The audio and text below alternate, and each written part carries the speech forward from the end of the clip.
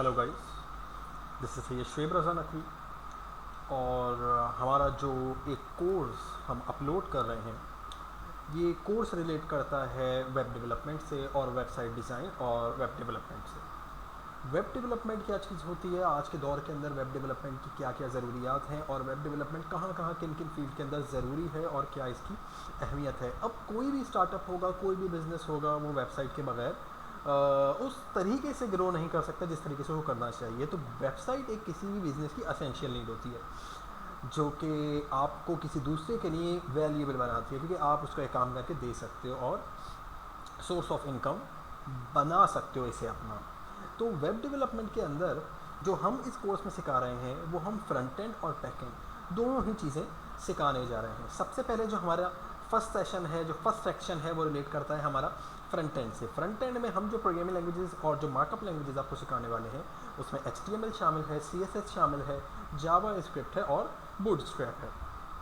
क्या हैं ये, किस तरीके से काम करती है, ये हम इंशाल्लाह कोर्स की हर एक क्लास के अंदर स्टडी करते चले जाएंगे। लेकिन सबसे पहले जो हमारी पहली क्लास है, वो पहली क्लास हमारी रिलेट करती है पहली बेसिक थिंग से, जो बेसिक थिंग बहुत अहमियत की हामिल है वेब डेवलपमेंट के अंदर। तो सबसे पहले जो हम स्टडी करने वाले हैं वो है एक मार्कअप लैंग्वेज।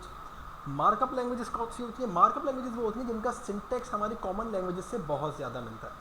तो इसी तरीके की एक लैंग्वेज है हमारे पास, जिसे हम HTML कहते हैं। अब HTML क्या है, फुल फॉर्म क्या है HTML की?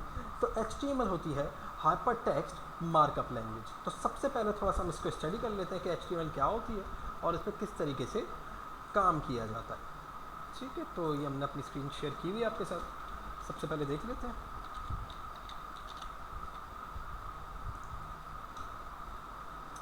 तो HTML is a standard markup language for web pages, यानी कि जितने भी हमने वेब पेजेस बनाने हैं उसमें उससे रिलेटेड जितनी भी हमने डिटेल्स डालनी है वो हम किसके ज़रिए से डालेंगे? वो हम डालेंगे HTML के ज़रिए से। तो HTML बहुत ज़्यादा ज़रूरी है। With HTML you can create your own website. HTML is easy to learn, you will enjoy it. तो HTML जो है वो करने के लिहाज से और समझने के लिहाज से बहुत आसान है। इसको सीखने के लिए आप इस ट्यूटोरियल को कम्प्लीटली देखें, और दूसरा आपने इसको फॉलो करते जाना है साथ साथ, या आप इसको पूरी तरीके से समझने के बाद दोबारा इसको रिपीट आपने ज़रूर करना है, तो फिर इंशाल्लाह ये हो जाएगा।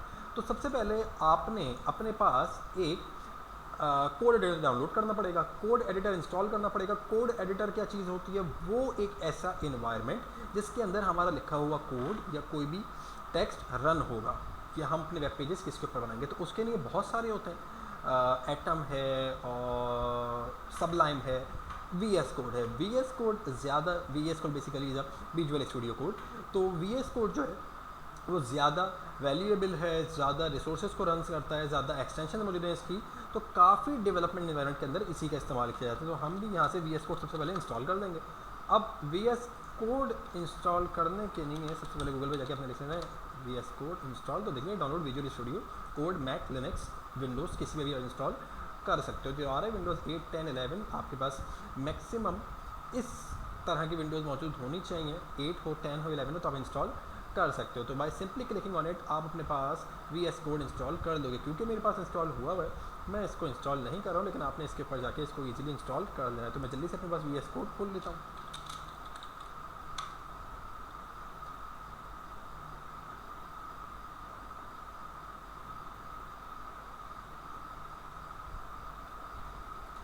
अच्छा, तो बेसिकली जब भी हम नया VS को इंस्टॉल करते हैं तो हमारे पास एक इस तरीके की विंडो खुल के सामने आती है। तो ये जो विंडो हमारी खुल के सामने आई है, इस पर जाके आपने क्या करना होगा, आप न्यू फाइल भी डायरेक्ट क्रिएट कर सकते हो, लेकिन उस फाइल को सेव कहाँ कराया जाएगा? उस फाइल को सेव कराने के लिए आप बेहतर है कि आप अपने पास एक फ़ोल्डर क्रिएट कर लें। मैं आपको थोड़ा जूम करके भी दिखा देता हूँ।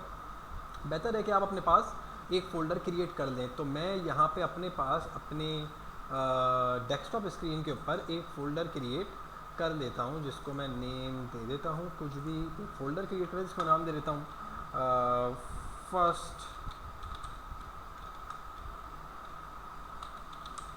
Web class. मैं इसको नाम दे देता हूँ और इस पर प्लेस कर देते हैं जल्दी से। देन आपने अपनी फाइल पे जाना है, या फाइल पे जाए बगैर भी यहाँ पे आप देख लेंगे टॉप नेव बार के अंदर फाइल का ऑप्शन आ रहा है, इस पर भी जा सकते हो, वरना आप यहाँ से डायरेक्ट ओपन फोल्डर पे क्लिक करो।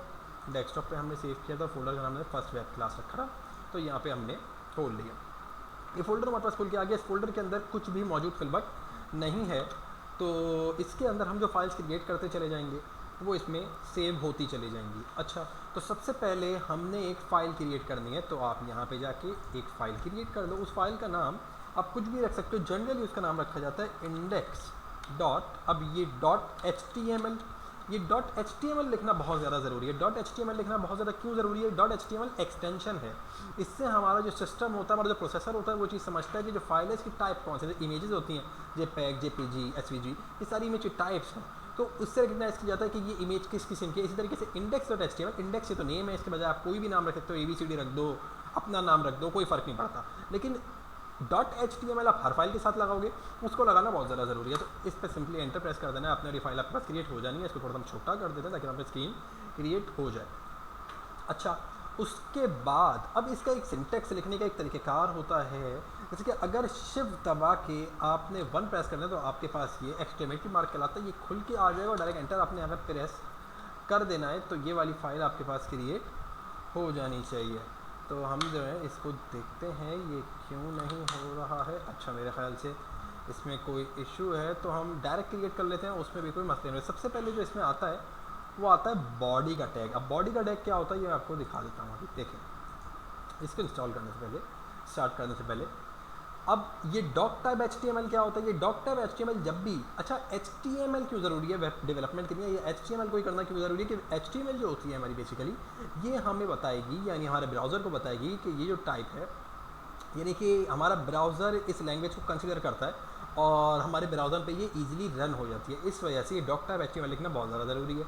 फिर सिंपली हम क्या कर लेते हैं, हम जो है हम यही सारी चीज़ें खुद लिखेंगे। ये वाली सारी चीज़ें आपने खुद लिख लेनी है सबसे पहले, और ख़ुद लिखने से पहले आपने इसको अच्छा, एडिटर में कोई इशू है फ़िल वक्त, उसको देख लेते हैं क्या इशू आ रहा है।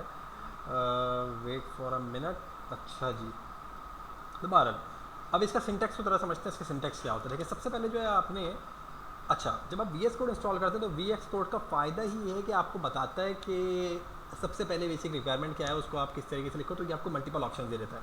अब इस पर जाकर डायरेक्ट एंटर प्रेस करोगे, ये क्रिएट हो जाएगा। उसके बाद ये डॉक टाइप HTML लिखना लाजमी है, इसको लिखे बगैर काम नहीं होगा। अच्छा, इसके बाद आप नेक्स्ट पे आ जाओ। इसके बाद आपको क्या चाहिए होता है? इसके बाद आपको चाहिए होता है बॉडी का टैग। बॉडी का टैग, ये कुछ बेसिक टैग होते हैं जो कि लिखने आपके लिए बहुत ज़्यादा ज़रूरी होते हैं। तो सबसे पहले जो टैग आपका ओपन होता है, वो सबसे पहले आपका टैग ओपन होता है। अब HTML is a markup languages, hyper text markup languages, तो इसका टैग होते हैं। जैसे कि हमने कोई हेडिंग लिखनी है तो उसका टैग होगा, अगर हमने कोई पैराग्राफ लिखना है तो उसका टैग होगा, अगर हमने लिस्ट बनानी है उसका टैग होगा, अगर हमने कोई लिंक लगाना है तो उसका टैग होगा।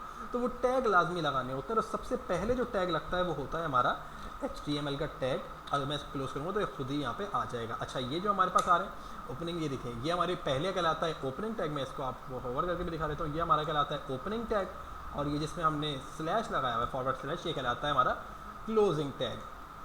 अच्छा, इस टैग के अंदर ही हम एक और टैग बनाते हैं जिसको हम नाम देते हैं हेड का। अब हेड के अंदर क्या होता है? अब अपने वेबसाइट्स के ऊपर देखा होगा कि देखें, ये देखें, जैसे कि ये W3 स्कूल है, क्या होता है मैं बताता हूँ। ये देखें, इसके ऊपर लिखा हुआ है HTML ट्यूटोरियल, तो ये इसका हेड है, ये इस वेबसाइट का टाइटल है।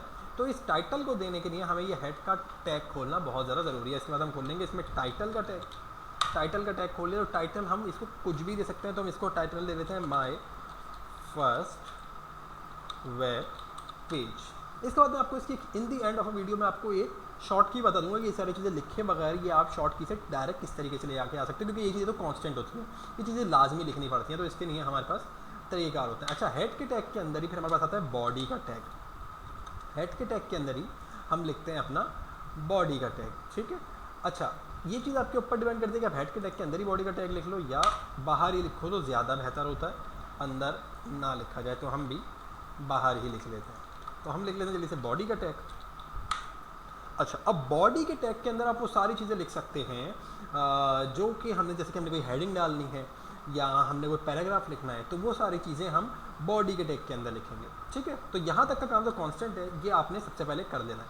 अच्छा, इसके बाद आप आगे आओ। इसके बाद हमने क्या काम करना है? इसके बाद सबसे पहले हमने, लेट सपोज कि हमने इसके ऊपर हेडिंग डालनी है। हेडिंग डालने के लिए क्या होगा? सबसे पहले टैग ओपन किया जाएगा।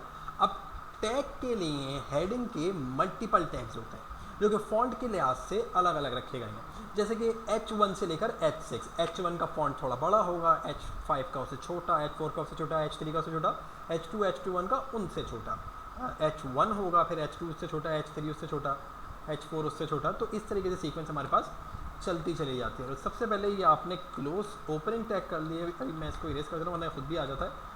तो आपने ये सबसे पहले ओपनिंग टैग बनाया, ओपनिंग टैग के बाद क्लोजिंग टैग बनाने के लिए ये ओपन हुआ /H1, ये आपने इसका क्लोजिंग टैग बना दिया। अब जो क्लोजिंग टैग बना है, इस ओपनिंग टैग के अंदर, ओपनिंग टैग और क्लोजिंग टैग के दरमियान आप अपनी जो भी आपने हेडिंग डालनी है वो आप लिखोगे। जैसे कि मैंने सबसे पहले क्या लिखना है, मैंने लिखना है माय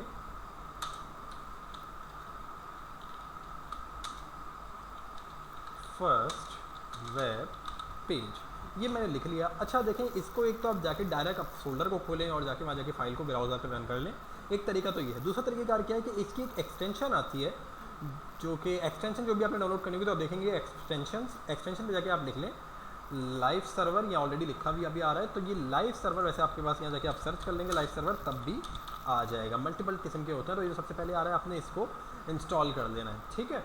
अच्छा, मेरे पास क्योंकि ये ऑलरेडी इंस्टॉल है, तो ये लाइव सर्वर आपने लिखना है, आपने इसको यहाँ पे क्लिक करना है और ये यहाँ पे आ रहा होगा, जहाँ पे अनइंस्टॉल का ऑप्शन है यहाँ पे आ रहा होगा इंस्टॉल का ऑप्शन, तो आपने इसको यहाँ से इंस्टॉल कर लेना है। अच्छा, अब क्या चीज़ है, अब आपने इसको इंस्टॉल कर देना। इंस्टॉल आप कर लोगे, इसको दोबारा अपनी फ़ाइल के ऊपर आ जाना।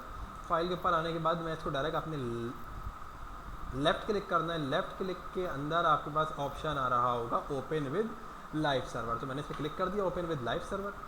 तो ये लाइव सर्वर पे ओपन हो गया। अब लाइव सर्वर का फ़ायदा क्या होता है कि मैंने फाइल को सेव कर दिया, तो मुझे पेज को बार बार रिफ़्रेश नहीं करना पड़ेगा, पेज ऑलरेडी रिफ़्रेश होता रहेगा और मेरा कंटेंट उस पर खुद ब खुद आता रहेगा। मैं बार बार सेव करने के बाद इसको रीलोड नहीं करना पड़ेगा मुझे, मैं जो चीज़ लिखता रहूँगा वो डायरेक्टली अपलोड होता रहेगा। ठीक हो गया है। अच्छा, अब क्या है, जैसे कि H1 किसका टैग होता है मेरे पास, हेडिंग का। तो मैं आपको बताता हूँ H2, H3, H4 इनमें फ़र्क क्या है। H2 अगर मैं लिखता हूँ, H2 के अंदर मैं यही सेम चीज़ लिखता हूँ, तो मैं यहाँ से कॉपी कर देता हूँ और पेस्ट कर देता हूँ यहाँ पे लाके। आपको इसका फ़र्क नज़र आएगा कि इन सारी हेडिंग्स के अंदर फ़र्क क्या है। तो देखिए, मैंने H2, H3 और H3 लिखा है अभी, तो मैं इसको सेव करता हूँ और मैं इसको रन करता हूँ, तो ओपन कर लेता हूँ। तो ये आप ये देखें, H1 का जो फॉन्ट था वो सबसे बड़ा था, H2 का फॉन्ट उससे छोटा और H3 का फॉन्ट उससे ज़्यादा छोटा आ गया। अच्छा, इस तरीके से मैं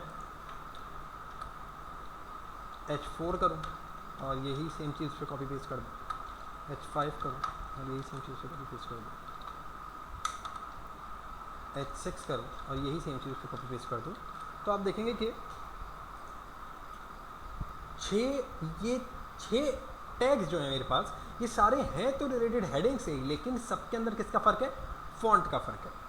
तो ये 6 आप अपनी रिक्वायरमेंट के हिसाब से यूज़ कर सकते हो, जो भी आपकी नीड है उसके हिसाब से आप इसको यूज़ करके लगा सकते हो। ठीक है, तो इसका सिंटैक्स बहुत आसान है, simply opening tag, closing tag और ये। अच्छा, ये आपका कहलाता है ओपनिंग टैग, ये कहलाता है क्लोजिंग टैग और ये पूरा कहलाता है एलिमेंट, यानी कि टैग। ये जो आपने अपना लिखा है ये कहलाता है कंटेंट, यानी कि ओपनिंग टैग, क्लोजिंग टैग और कंटेंट को मिला के ये कहलाता है एलिमेंट। अच्छा, इसके अंदर एक चीज़ और पाई जाती है HTML टैग्स के अंदर, वो होते हैं एट्रीब्यूट्स। तो अभी एट्रीब्यूट्स क्या होते हैं, जब हम CSS वाले सेक्शन पे आएंगे तब मैं आपको एट्रीब्यूट्स बताऊंगा कि एट्रीब्यूट्स क्या होते हैं। फिल वक्त अभी हम एट्रीब्यूट्स को छोड़ देते हैं, ठीक है जी।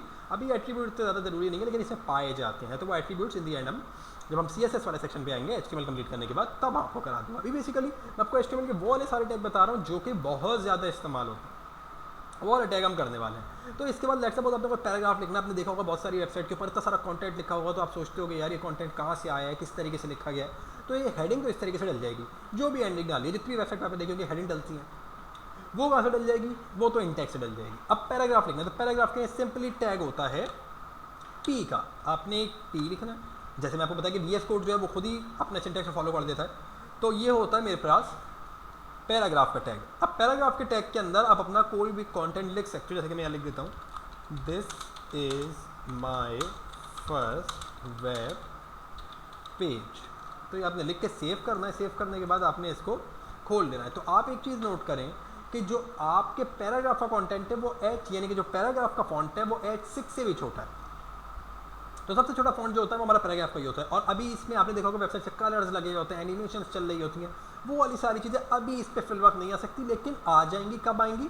जब इस पर हम CSS अटैच करेंगे। फिलवक्त अभी हमने CSS नहीं लगाई, क्योंकि हम CSS नहीं, हम HTML पढ़ रहे हैं। और HTML मैंने क्या बताया, HTML है हाइपर टेक्स्ट मार्कअप लैंग्वेज। तो पैराग्राफ आपने लिखना हो तो पैराग्राफ के लिए आप P का टैग लिख सकते हो।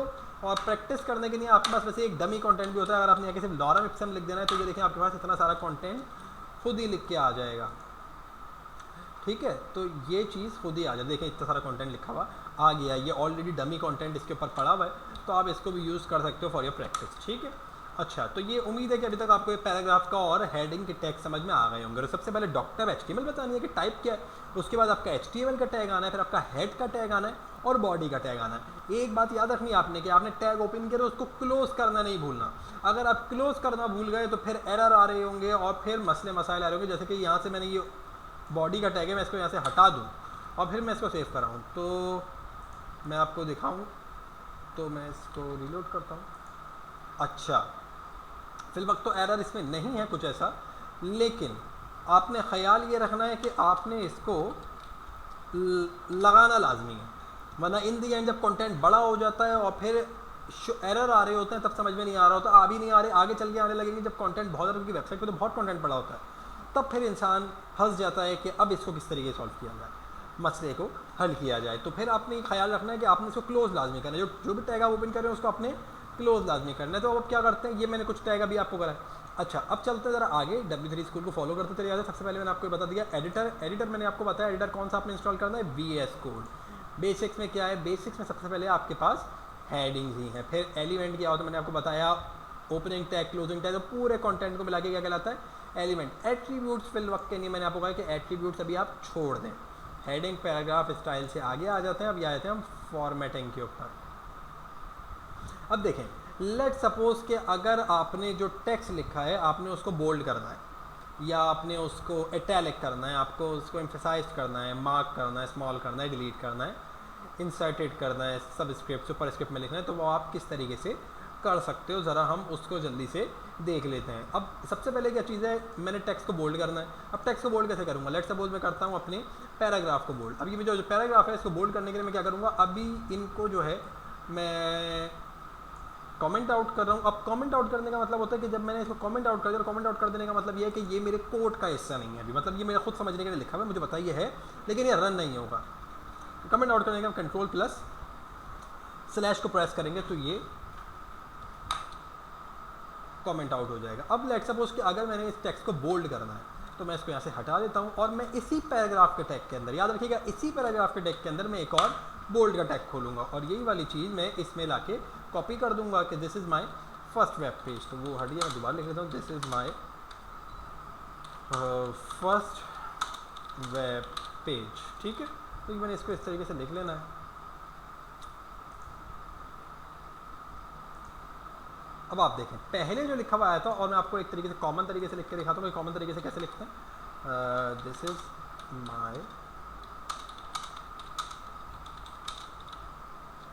Web page. ठीक है, तो ये हो गया हमारे पास। अब देखें ऊपर जो लिखा हुआ है और नीचे जो लिखा हुआ है वो भी पैराग्राफ, ये भी पैराग्राफ है, लेकिन फ़र्क किसका आ रहा है, बोल्ड का। उस टेक्स्ट को हमने क्या किया हुआ है, उस टेक्स्ट को हमने बोल्ड किया हुआ है। ठीक है, तो बोल्ड क्या करता है, आपके टेक्स्ट को बोल्ड कर देता है। बी के टेक्स्ट से बोल्ड आप लगा सकते हैं। दूसरा टैग हमारे पास होता है स्ट्रॉन्ग, ये भी हमारे टेक्स्ट का फॉन्ट वेट ही इंक्रीज़ करता है। जैसे बोल्ड ने फॉन्ट वेट इंक्रीज़ किया ना, तो ये भी फॉन्ट वेट ही इंक्रीज़ करेगा। चेक कर लेते हैं, तो देखिए ऑलमोस्ट दोनों का काम सेम ही है, तो आप कोई भी एक इसमें से यूज़ कर सकते हैं। ठीक है, ये हो गया। इसके बाद जो नेक्स्ट चीज़ें हैं वो होता है इटैलिक। इटैलिक का मतलब क्या होता है, ये एक फॉन्ट स्टाइल है, तो मैं एक टैग को आपको इटैलिक भी करके दिखाता हूँ। तो यही चीज़ मैंने इसको इटैलिक कर दिया, तो आई का टैग होता है। अगर आप सिंपली आई लिखेंगे तो वो समझ जाएगा कि आप क्या लिखना चाह रहे हैं। वैसे तो कभी आप कंटेंट लिखने में भी आई आता है तो आप उसको लिखते चले जाएंगे, मतलब मैं इसको आगे लिख लूँ कोई फ़र्क नहीं पड़ेगा, बट आई का टैग है तो मैं डायरेक्ट आई मैं एंटर प्रेस कर दूँगा, वो डायरेक्ट मुझे ऑप्शन देता है, तो इसको कर सकते हैं। इसको हमने यही चीज़ दोबारा यहाँ से कॉपी पेस्ट कर ली है और फिर मैं इसको ज़रा चेक कर लूँ, तो ये देखें एक बोल्ड है, एक स्ट्रॉन्ग है और एक इटैलिकाइज्ड हुआ है। तो तीनों के अंदर वाज़ेह फ़र्क आपको नज़र आ रहा होगा कि ये किस तरीके से काम करता है। मैं थोड़ा जूम भी कर लूँ इसको, तो आप ये देख लें। ये किस तरीके से काम करता है। ठीक है जी, ये तीनों के अंदर ये फ़र्क है। अच्छा, और आगे अगली चीज़ जो है आपके पास वो होता है एम्फेसाइज्ड टैग्स, जिसके लिए EM का टैग इस्तेमाल होता है, तो उसको भी जल्दी से इस्तेमाल कर लेते हैं। आप EM लिखेंगे तो ये समझ जाएगा कि आप क्या लिखना चाह रहे हैं, और इसको हम दोबारा कॉपी पेस्ट यहाँ से कर देते हैं, तो ये भी इटैलिकाइज ही कर देता है कंटेंट को आपके। ठीक है, तो ये ऑलमोस्ट सेम है, इससे कोई फ़र्क आपको इतना पड़ना नहीं है। दूसरी चीज़, आप सब स्क्रिप्ट और सुपर स्क्रिप्ट के अंदर भी लिख सकते हैं, तो सब पहले लिख लेते हो। सब स्क्रिप्ट के अंदर पैराग्राफ है, मैंने इसको लिखना है, सब स्क्रिप्ट में मैं इसी चीज़ को यहाँ कर देता हूँ, तो अभी आपको एक फ़र्क इसमें नज़र आ जाएगा। ये देखें, इसका फॉन्ट बाकियों के मुकाबले में छोटा है। क्यों छोटा है? अच्छा, इसको सब स्क्रिप्ट में लिखा है, बाकी एक और कॉन्टेंट आप यहाँ लिख लें, कोड विद शोभी, ये देखें, तो मैंने जो वो लिखा है और जो मैंने ये लिखा है इसमें फ़र्क है, क्योंकि ये क्या हुआ है, सब स्क्रिप्ट में आया हुआ है। सब स्क्रिप्ट में अच्छी बहुत जगह लिखने की इसकी ज़रूरत पड़ जाती है। जैसे कि मैं एक मिसाल ले लेता हूँ कि कभी हम लिख लेते हैं, मुझे लिखना है H2 गैस लिखनी है, मैंने H2 गैस लिखना है, मैंने यहाँ H लिख देना और कैपिटल करके, और फिर मैंने सब स्क्रिप्ट के अंदर थोड़ा सा गैप आप देंगे तो दोबारा आप कुछ, मैंने यहाँ 2 लिख दिया, तब आप ये लिखेंगे कि ये किस तरीके से लिखा हुआ है। इस तरह के कंटेंट को आप ऐसे लिख सकते हो सब स्क्रिप्ट में, और सब स्क्रिप्ट के साथ साथ आप इसको सुपर स्क्रिप्ट में लिख सकते हैं। पावर लगानी है जिसके ऊपर, तो मैं लगा देता हूँ 4 के ऊपर पावर 2, कैसे लगाऊंगा, मैं इसी को कर दूंगा सुपर स्क्रिप्ट में। अब सुपर के लिए क्या होगा, SQP, मैं इस पर लगा दे रहा हूँ 2, तो आप चेक करें कि इसके ऊपर आ गई वही चीज़। तो ये सब स्क्रिप्ट के अंदर और सुपर स्क्रिप्ट के अंदर भी चीज़ लिखी जा सकती है। अगर आपको कोई इशू आ रहा हो इसको समझने में, तो कमेंट सेक्शन के अंदर मुझे कमेंट करके बता देना, मैं रिप्लाई कर दूंगा, कोई ऐसा मसला नहीं है। अच्छा, तो ये तो हमारी होती है फॉर्मेटिंग। फिर हमारी कोटेशंस क्या चीज़ें होती हैं, कोटेशंस को देख लेते हैं जल्दी से। अब कोटेशंस के अंदर हम ब्लॉग पोस्ट के अंदर हम दे देते हैं लिंक वगैरह, जैसे कि अभी वेबसाइट्स के ऊपर आपने देखा होगा ना कि लिंक अटैच हुए हुए होते हैं। ये चीज़ आप इसके अंदर कर सकते हैं कि लिंक आपने अटैच कर देना है, तो आपको वो चीज़ समझ में आ जाएगी। बहरहाल इसको हम स्टडी कर लेंगे, वो वाले टैग अभी हमने स्टडी कर दें जो कि बहुत ज़्यादा अहमियत रखते हैं। अच्छा, उसके बाद हम आ जाते हैं लिंक्स के ऊपर। CSS भी अभी हमने नहीं करनी है, तो उस पर आ जाते हैं। CSS अभी छोड़ी हुई है हमने, HTML भी हम कंप्लीट करेंगे। अच्छा, एक होता है हमारे पास लिंक के लिए, आपने देखा होगा ना वेबसाइट्स के ऊपर आपने एक जगह क्लिक किया तो वो दूसरे पेज के ऊपर आपको ले गया, दूसरी आपने क्लिक किया वो किसी नए पेज को खोल दिया, पेज लोड ले रहा है, तो वो किससे अटैच होता है, वो लिंक्स की जगह से अटैच होता है। तो लिंक के लिए हमारे पास टैग होता है एंकर का टैग। एंकर का टैग बेसिकली ए से रिप्रेजेंट होता है। तो अभी जो हम स्टडी कर रहे हैं वो हम एंकर के टैग को स्टडी कर रहे हैं, और ये डबल जो मैंने स्लैश लगाया है इसका मतलब ये मेरे कंटेंट का हिस्सा नहीं है, ये कमेंट हुआ है। अच्छा, HTML में कमेंट इस तरीके से नहीं होता, तो मैं इसको हटा देता हूँ, ये वरना आ जाएगा। बेसिकली मुख्तलिफ लैंग्वेजेस के अंदर कमेंट करने का तरीका थोड़ा सा डिफरेंट है। तो C में अलग होता है, जावास्क्रिप्ट में अलग होता है, मार्कअप लैंग्वेजेस में अलग अलग होता है, HTML में इस तरीके से होता है। हर लैंग्वेज के अंदर कमेंट का पॉइंट होता है आपके पास। तो अभी हम क्या स्टडी करें, एंकर का टैग। तो एंकर के टैग के लिए हम सिंपली वही करेंगे कि हमने ओपनिंग टैग करना है, इसको क्लोज ओपनिंग टैग है और फिर क्लोजिंग टैग खुद बन के आ गया। तो एंकर के टैग के अंदर, जैसे कि एंकर का टैग बहुत दफ़ा हमने बनाया होगा, एंकर का टैग जब भी हम बनाते हैं तो एंकर के टैग के अंदर हम करते क्या है, बहुत दफ़ा बनाया होगा, सिमरत कि मैंने बहुत दफ़ा बनाया, आपने अब बनाना है इसको देख के।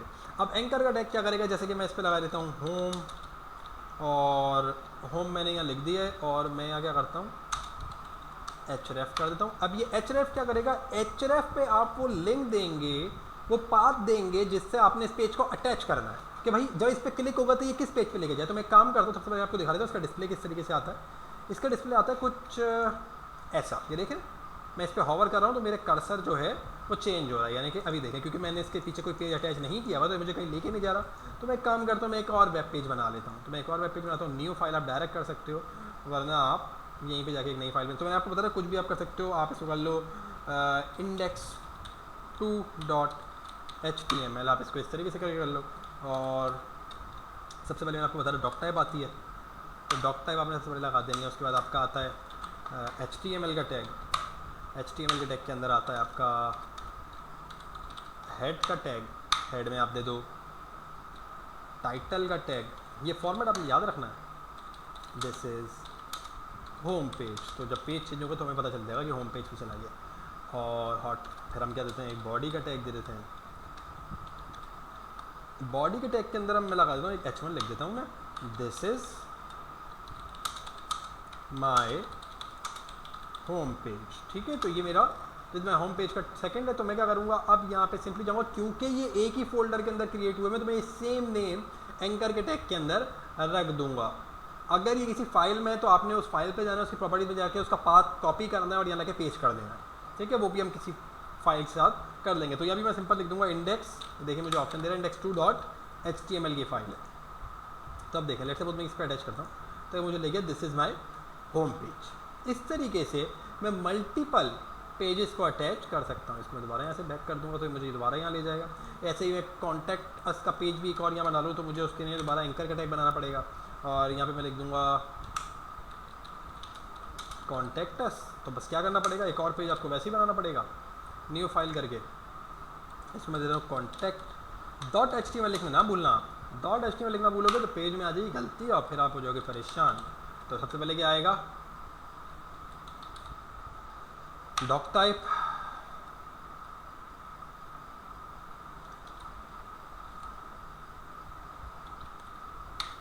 डॉक टाइप के बाद क्या आता है, डॉक टाइप के बाद आता है HTML, HTML के बाद आता है हेड, हेड में ये दो टाइटल, टाइटल पे पेज को रिप्रेजेंट करता है, this is our contact page, पूरी स्पेलिंग सही है। और फिर बॉडी का टैग खोल के उस पर दोबारा वैसे ही, अरे बॉडी की स्पेलिंग सही हो जाए, और उसके अंदर एक और h1 का टैग दे देना है, दिस इज कॉन्टैक्ट पेज हो गया। इस पे हमें यहाँ पे भी हम ये लिख दे रहे हैं दिस इज कॉन्टैक्ट पेज। ठीक है, और इसको भी अभी यहाँ पे ये आया नहीं है, क्यों नहीं आया, क्योंकि मैंने इसको यहाँ पे भी सेव ही नहीं कराया। जैसे ही मैं इसको सेव कराऊंगा तो ये भी आ जाएगा। अब देखिए ये आ गया कॉन्टैक्ट अस का पेज। अच्छा, HTML के अंदर अब एक पॉइंट आप समझिए, HTML के टैग है, एलिमेंट है, तो कुछ होते हैं इनलाइन एलिमेंट और कुछ होते हैं ब्लॉक लेवल एलिमेंट। अब जैसे कि पैराग्राफ का टैग है, ये है block level element. Block level element से मुराद ये कि ये स्क्रीन की पूरी विड्थ लेगा, यानी कि दूसरा अगर मैं पैराग्राफ का टैग लिखता हूँ तो वो उसी लाइन के अंदर नहीं आएगा, भले उसमें स्पेस भी है। तो आप देख लो, जैसे मैंने पैरा टैग लिखा हुआ है H1 का या पैराग्राफ का, तो ये बेसिकली पैराग्राफ का टैग है। तो पैराग्राफ का टैग है ब्लॉक लेवल एलिमेंट, क्योंकि ये ले रहा है पूरी विड्थ स्क्रीन की। अब एंकर का जो टैग है वो है इनलाइन एलिमेंट, ये ब्लॉक लेवल एलिमेंट नहीं है, ये ब्लॉक एलिमेंट नहीं है, ये है इनलाइन एलिमेंट। ये अभी हमारे आगे सेक्शन में भी आता है, लेकिन यहाँ पे टॉपिक आ गया तो आप इसको समझ लो। तो इनलाइन एलिमेंट और ब्लॉक एलिमेंट, तो ब्लॉक एलिमेंट कौन से होते हैं जो कि स्क्रीन की पूरी विड्थ लेते हैं, और इनलाइन एलिमेंट कौन से होते हैं जो कि आपकी उतनी ही जगह लेते हैं जितना कंटेंट हो। तो देखिए जो एंकर का टैग है वो है आपका इनलाइन एलिमेंट, तो होम ने जितनी जगह दी उसने उतनी दी, कॉन्टैक्ट से जितनी जगह दी उसने उतनी दी। इसी तरीके से जितने इनलाइन एलिमेंट इसमें आगे आ पाएंगे ये उसको दे देगा। लेकिन जो पैराग्राफ है, H1 है, ये सारे क्या हैं, ये सारे हमारे ब्लॉक लेवल एलिमेंट है, ये इनलाइन एलिमेंट नहीं। अब कॉन्टैक्ट अस में क्लिक कर रहा हूँ लेकिन लेके नहीं जा रहा, क्यों लेके जा रहा है, क्योंकि मैंने अभी इसको लिंक की अटैच नहीं किया। मैं लिंक अटैच कर देता हूँ कॉन्टैक्ट, वैसे ही मुझे यहाँ पे भी देगा कि आपके पास ये फाइल है, आप इसको अटैच कर लें, contact.html मैंने इसका अटैच कर दिया।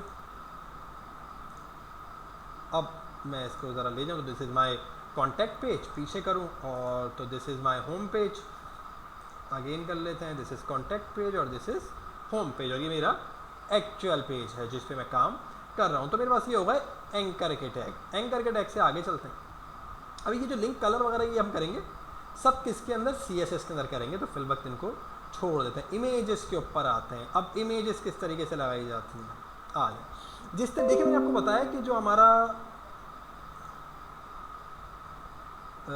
हमारा इसका है ना, एंकर का टैग हो गया, पैराग्राफ का टैग हो गया, तो ये सारे बता रहे होते हैं, नाम से रिप्रेजेंट हो रहे होते हैं कि किस तरीके से काम करते हैं। ठीक है, तो सबसे पहले हम क्या करेंगे, आपने ये टैग नेम याद रखना है, याद रखने बहुत ज़्यादा आसान होते हैं। तो सबसे पहले जैसे कि मैं इसके अंदर रख लेता हूँ एक इमेज का टैग। इमेज के टैग के अंदर क्या होता है, अब इमेज का टैग जो है मेरा, इमेज के टैग के अंदर मैं ये खोलूँगा IMG लिखूँगा, क्लोज करूँगा, तो ये मेरा इमेज का टैग अभी नहीं आया। तो देखिए मैं क्या करता हूँ, मैं इमेज का टैग डायरेक्ट लिख के एंटर प्रेस कर लेना, आप भी तो आपका काम भी आसान हो जाएगा। अब अभी मैंने आपको एट्रीब्यूट नहीं बताए थे, एट्रीब्यूट मैंने आपको CSS बताऊंगा, लेकिन इमेज के टैग में बताने की ज़रूरत है।